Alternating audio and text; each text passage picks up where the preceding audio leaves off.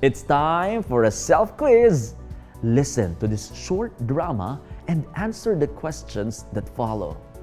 I used to teach in a public elementary school in Manila. The school where I taught was considered one of the biggest in the city.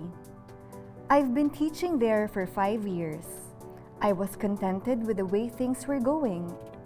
Then, I met my husband, Ramon. Oh, Christy, come in. Ma'am, these are the grading sheets. Thank you. By the way, this is my nephew, Ramon. Hi, Ramon. He's leading the group of doctors who are vaccinating the students. Really? It's nice to meet you, Ramon. Why don't you lead Ramon to the school clinic? Okay, shall we go now? Let's go. Tita, we'll go ahead. Soon after, Ramon and I became close. After a year of dating, we eventually got married. We had a son, Bimbo, who is now 8 years old. One day, Ramon told me we have to move to the province. Christy, I have been assigned to my hometown. So, you're going to be a barrio doctor now? Yes, I'm afraid we have to move there. What do you mean, move there? We have to live there because I have been assigned to work there indefinitely. Ramon, I don't want to live there. I don't want Bimbo to be a provinciano. That's not the kind of life he's used to. What kind of friends will Bimbo have there? Bimbo is too intelligent to study in a rural school. And I don't want to teach in a rural school either. Christy, please try to understand. We have no choice. I'm sure there are also good schools in the province where Bimbo can study and where you can teach. I don't know. Ramon eventually convinced me to move to the province. While I don't totally agree with him, I felt that I had to support him. So we settled in Ramon's hometown. After a while, I got a job as a teacher in one of the province's public elementary schools. We enrolled Bimbo in the same school where I will be teaching. If I were to make the decision, I wanted him to study in a private school, but Ramon's decision prevailed.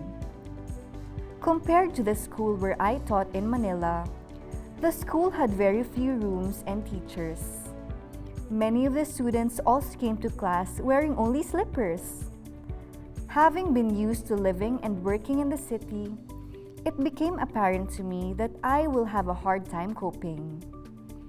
I tried to shield Bimbo from acquiring the ways of the barrio kids. I prevented him from playing with them. It's your turn. Bimbo, come on inside now. Wait, Ma, I'm still playing. Bimbo, don't wait for me to go there. I'm sorry, I have to go.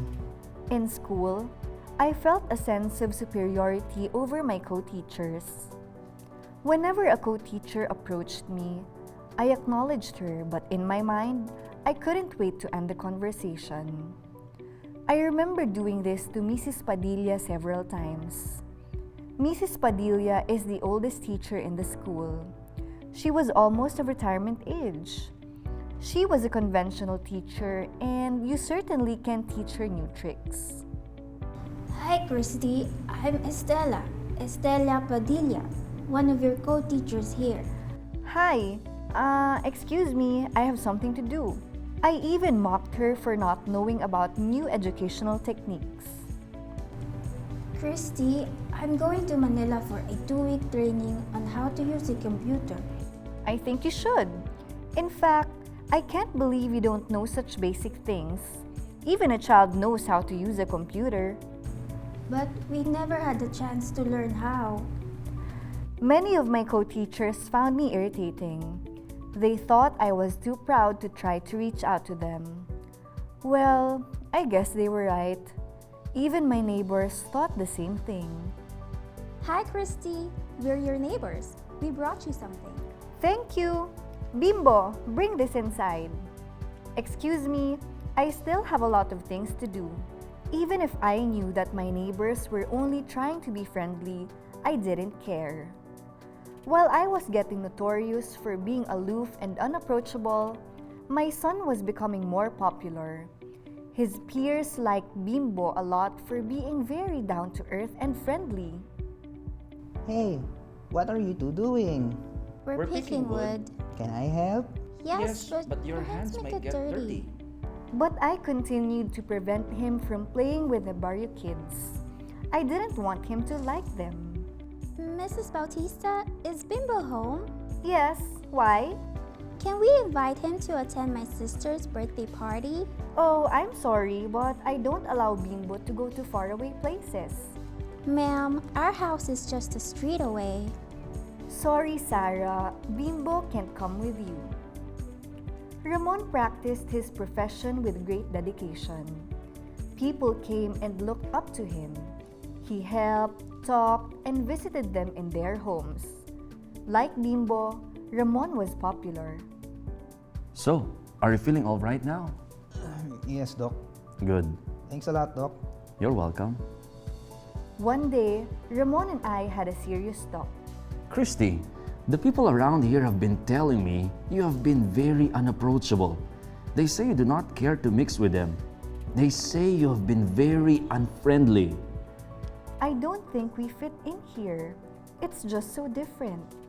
Come on, I think the first thing you should do is change your attitude. You're isolating yourself from everyone, from your co-teachers, from our neighbors. Yes, you are better than they, perhaps even the best.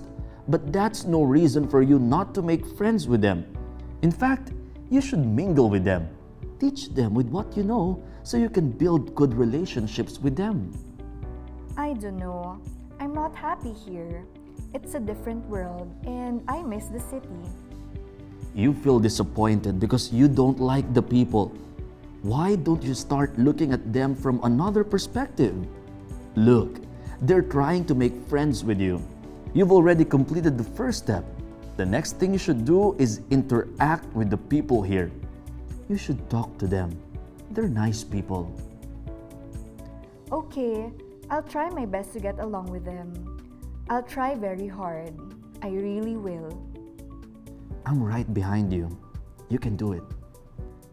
When Ramon told me that I needed to change my attitude, I realized he was right. I was isolating myself. I was making it difficult for myself. Now, I felt up to the challenge of building better relationships. I started greeting my co-teachers. Good morning, Mrs. Santos. Oh, hi, Christy. Do you have an afternoon class today? No, Have you eaten lunch? not yet. Why don't we eat lunch together? Are you sure? Yes, we haven't really been talking much. All right. At the school canteen, Mrs. Perez saw me and Mrs. Santos. Oh, Cynthia. Frida, have you eaten lunch? Not yet. Mrs. Perez, please join us. Is it okay with you? Sure. I also started complimenting my co-teachers. Wow, Mrs. Lagman, your haircut really suits you. Really? Yes, you look a lot younger. Thanks. I also had the chance to talk to Mrs. Padilla. Christy, what are you doing here? I'm just finishing my lesson plan. Can I join you? Sure. Christy, it's a good thing you're interacting more with the group now. Well, I must admit that I felt uneasy with the group at first. But I realized that it will be better if I develop good relationships with them. At first, we thought you were very unapproachable. We thought you looked down on us, that you were so much better than all of us since you're from Manila. That was true, but I'm sorry. I was wrong. I'm glad you realized that, Christy. We know you're the best. We want to learn from you. We forgive you and want to start anew. They gave me new hope. I now looked forward to seeing them each day in school. We even started some school and community projects. We devised ways to improve our school and barangay. We sought the help of politicians, rich individuals, and private institutions. We became even closer, and I became close to my fellow barangay members as well. Christy, thank you for exerting extra effort to help the barangay. You're welcome, Cap. We are just some of the many people who will benefit from the deep well pump you helped put up. I'm just glad to be of service to our community. Christy, I want to be honest with you. We thought you were a snob before. A lot of people thought so. That was true, but I've changed. If we can help you in any way, Christy, do not hesitate to ask us, okay? Hey, I think you have adjusted well. You're doing great. Yes, I have. Thanks for encouraging me. One day, I didn't know I was in for a surprise.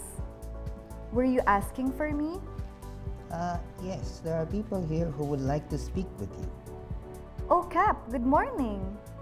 We brought you something. Really? We would like to give you this certificate of recognition for your efforts to help our barangay. Oh, thank you very much. This is really a pleasant surprise. Thank you. It's my pleasure to serve you. Congratulations, Christy. Keep up the good work. Thank you, sir.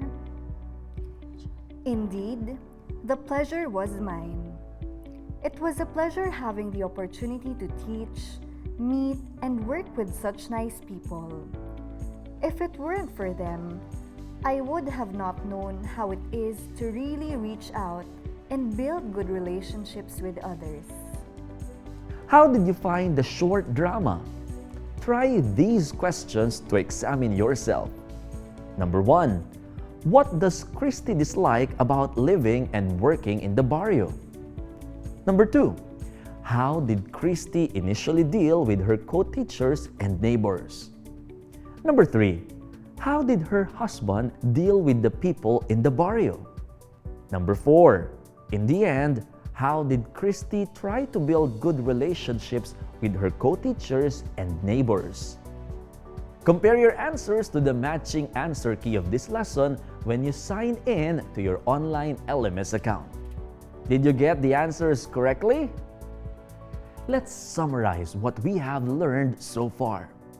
It is important to know that communication does not only refer to the things we say or hear, but also the things we show or see. Understanding misconceptions about communication can help improve our relationships with others.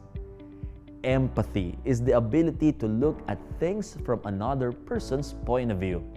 This is a helpful skill to relate well with others. With open-mindedness, imagination, and commitment, you can practice empathy in order to understand others better. Lastly, bear in mind that to develop good relationships with others, you need to be friendly, respectful, tolerant, willing to resolve conflicts with others, and able to cope with difficulties. Well, this is the end of the lesson on building relationships with other people. Congratulations for finishing it. See you again on the next episode.